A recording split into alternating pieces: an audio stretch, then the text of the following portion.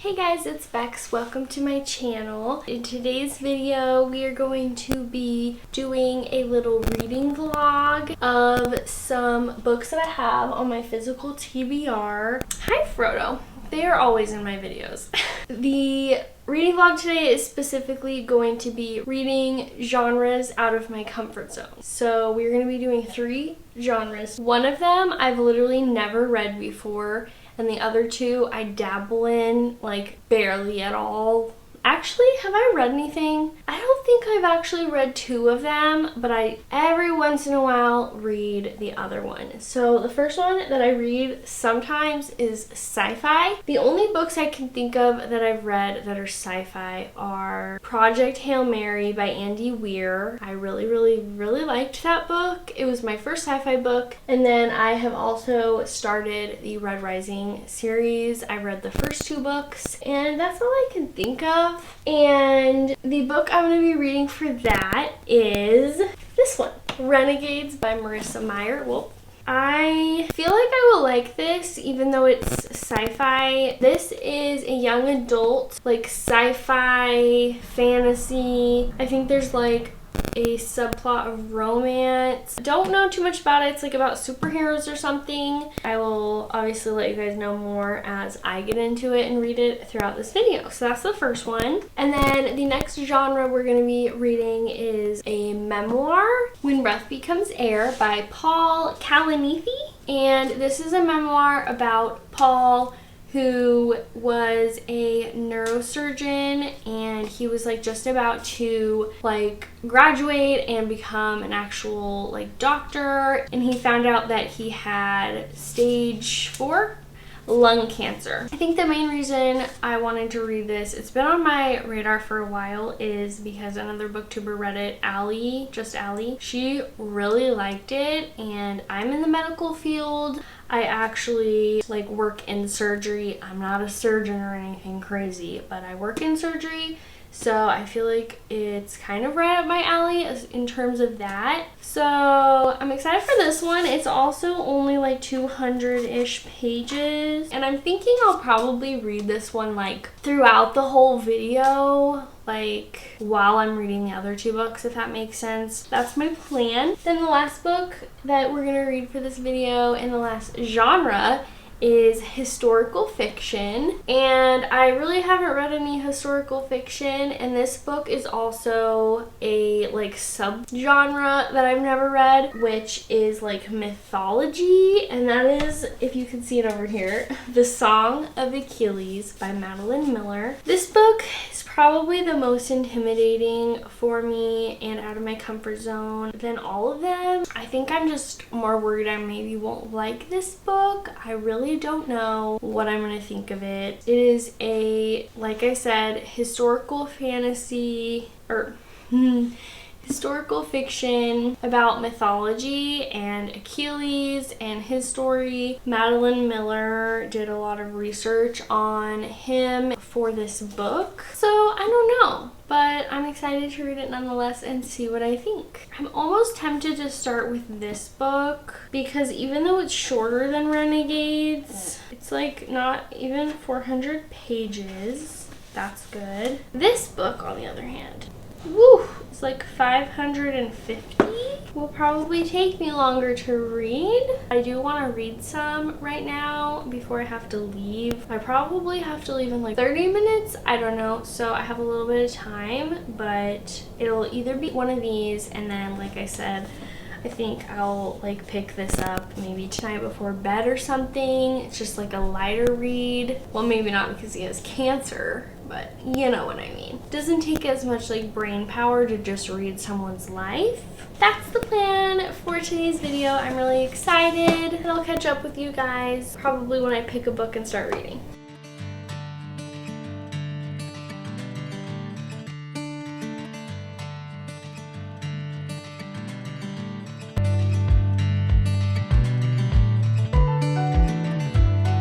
The first chapter was only 4 pages. That's a good sign. I'm scared to look. I hope the chapters are short because it'll help. Okay, I mean, this one's like 11 pages. That's not bad. That one's 10. Okay, hopefully they're all around 10 or less. That'd be great. the names in this book already. Tyndareus, Clytemnestra, Polydeuces. What? Oh my gosh. He was 9 years old and his father was already trying to get him like married or betrothed or whatever. I know that happened a lot back then and that's so crazy.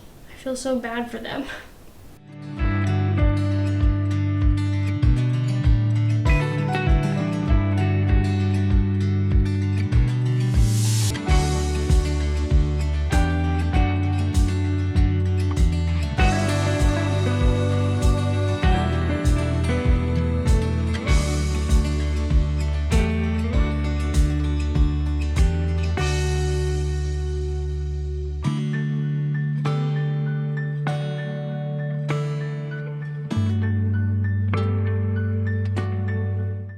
Alright guys, I have an update on not one but two books, When Breath Becomes Air and then The Song of Achilles, and I am doing pretty good on both of them. The Song of Achilles, I'm on page 126. I think I'm like 30% of the way through-ish. And then When Breath Becomes Air, I am like 40% of the way through on page 78. I guess we'll start with When Breath Becomes Air because there's not a lot to say. It's literally exactly what it says it is. It's a story about Paul, and right now he is in residency, I believe, which if you're not familiar with like doctors and stuff, they are a doctor, but they're still working under like the attending physician, and once they're done with their residency, then they become an attending physician. So that's where he is at right now, and so far he's just kind of started with when he was, I think in high school is when he started the story, and then he's basically just explained so far how he kind of decided he wanted to be a neurosurgeon and stuff like that. So like I said, not a lot to explain really,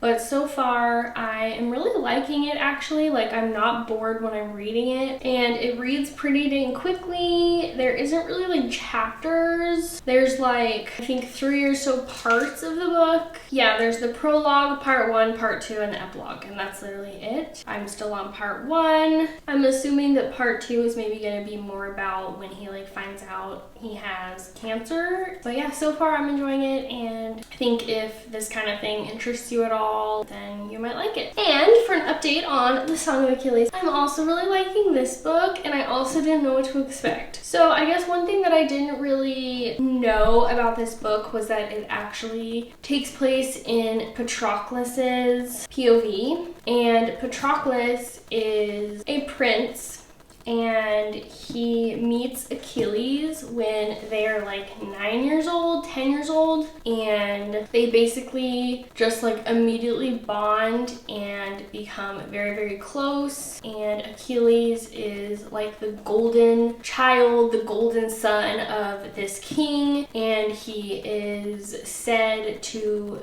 become the greatest warrior of like all time. And Patroclus, even though he's a prince, he's kind of a nobody, so it's kind of a weird pairing between the two of them. And again, it starts out when they're like 10ish, and right now they are I think 16 years old, and then I'm assuming it just continues on with their lives kind of. And there's really like not much has happened in terms of like action, but somehow I'm still entertained and it's interesting. The writing isn't like really hard to understand. I absolutely love Patroclus and Achilles as characters. They both just seem like very kind people, and their relationship is really sweet. And yeah, I'm really liking it. I'm really liking both of them. So that is the update, and I will continue to read both of these kind of at a time. So that's the update, and I will see you guys again when I have more to update you guys on. I'm now farther in to The Song of Achilles. I would say I'm probably like 70 something percent through. I'm on chapter 26. Frodo, page 288. So I think I have like, I don't know, 80 pages left. So not much at all. I will definitely finish very soon. And I haven't read any more of When Breath Becomes Air. I've just been focusing on this book, and I'm still really liking it even more than before. As I kind of said, I feel like the beginning wasn't too, like there wasn't too much going on, but I was still enjoying it. It was still keeping my attention. But now definitely a lot more has happened. They have gone to war in Troy. I also realized that I didn't mention a really big part of this story, which is Patroclus and Achilles' relationship. So a really big part of this book is their relationship, and I love it so much. I swear if something happens, I'm gonna freak out, and it probably will, because I've heard this book is like heartbreaking. So I'm really nervous to see what happens and why it's heartbreaking. But I just love them together. Their relationship came about so naturally. Like they were definitely drawn to each other from the very beginning. Frodo, my freaking cat, thinks it's time for lunch, and it's not, so he's being really loud and meowing a lot. So sorry if you can hear him. So once they kind of did get together, it just felt very natural, and you can just tell they absolutely care about each other so much, to the point where, this is in the summary of the book, when Achilles, goes to war because he is this amazing warrior and is said to be the best in the world, and Patroclus isn't really much of a fighter, but he goes to war with Achilles just to be with him, and that obviously is a huge proclamation of love, I guess you can call it. Again, because it takes place in Patroclus's POV, you are getting the war stuff, but you're more so focused on how Patroclus is seeing everything. And it makes me really want to watch the movie Troy. I have seen it before, but I don't remember it that much. I remember a couple things about it. I do know that it does not touch on the Patroclus and Achilles romantic relationship, which not really sure why, but I am just very interested to watch it again after I read this book. Even though they're not the movie's not based on the book or anything, but they obviously both are about the same thing. So I always find it fun to watch the movie after I read a book about a certain story or that's based on a book or whatever. But yeah, I've already found myself, I haven't cried yet, but I've already found myself so moved just by their relationship. So as I said before, I'm just really nervous to see what happens and if that's what's so heartbreaking about this book. But yeah, that's the update. I am getting pretty close to being done, and then I'm excited to start Renegades and continue reading When Breath Becomes Air. So I will update you guys more when I've read more and let you guys know how I'm feeling.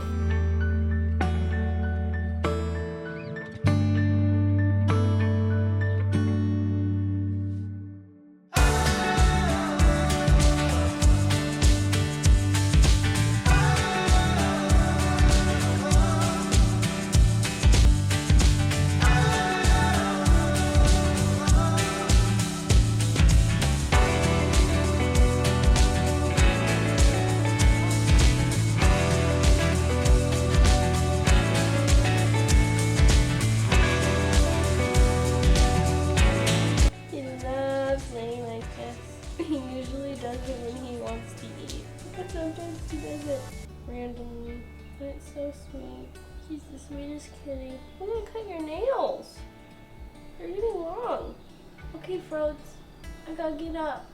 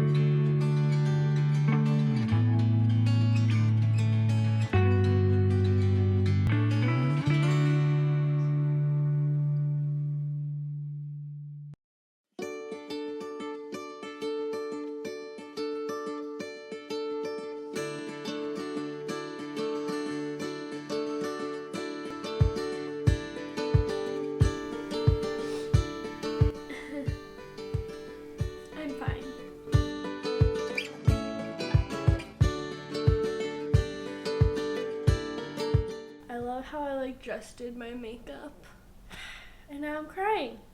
So probably shouldn't have done my makeup before I finished this book, knowing that I was probably gonna cry. Ugh. That was something.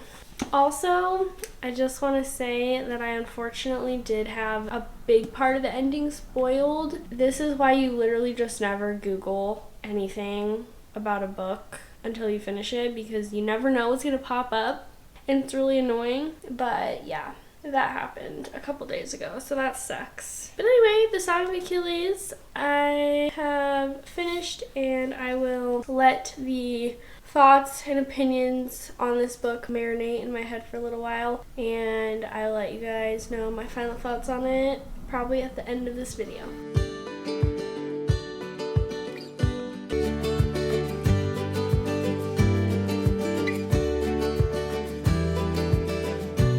Cast of characters. I love that. I'll have to keep that in my mind if I ever get confused.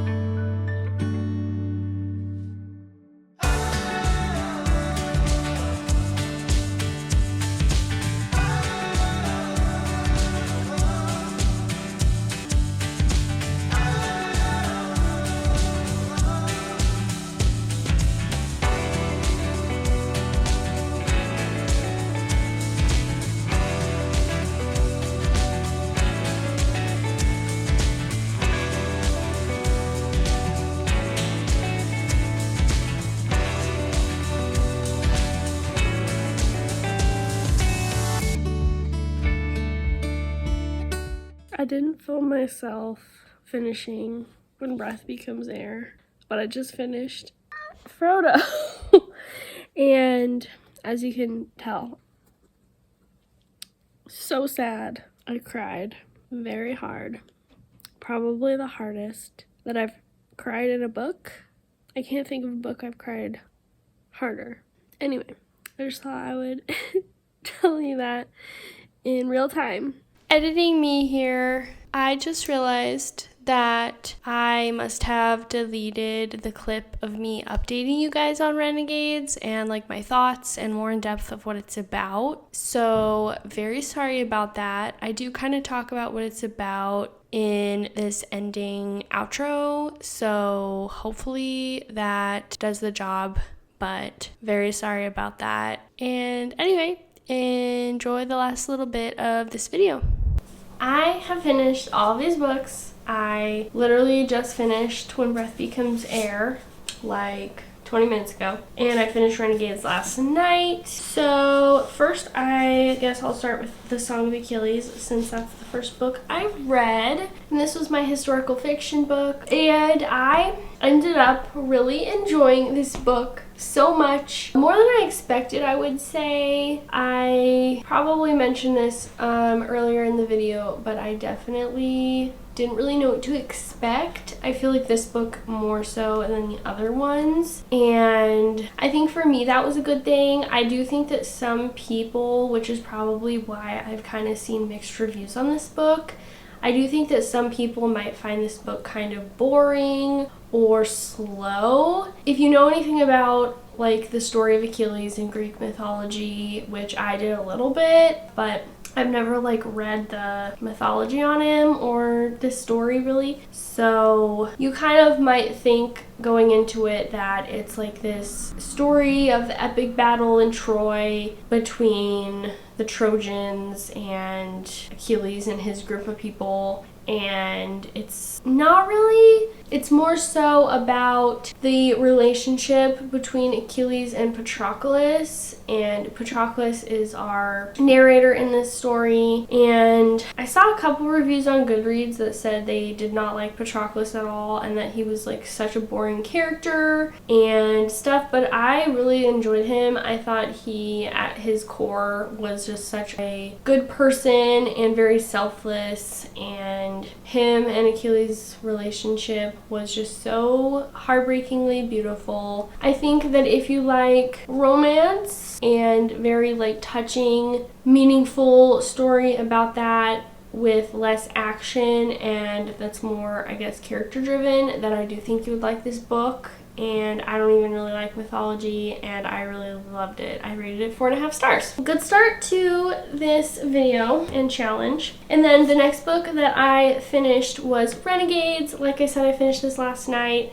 and it definitely took me the longest to read. Well, I read this like slowly throughout the video, but it took me longer to read than I would say a good amount of books do because it's so chunky. But even with it being chunky, I would say I read it pretty quickly, and I didn't think it was like too long or anything. And I loved this book. I'm gonna rate it 5 stars. I think it was so fun. I think that's the perfect way to describe it. Even though it's kind of about like heroes versus the villains, it still is very lighthearted most of the time. And at some points you're like, oh, the villains are such awful people. Why are they doing this? But then at some points you're like, why are the renegades, the good guys, doing this? That doesn't seem right. So you're like, who am I rooting for? Which is kind of a twist on things, I feel like. And mostly that is because the main character, Nova, well, one of the main characters, she is kind of on the side of the villains, but she has very good reason to be. And I really liked Nova.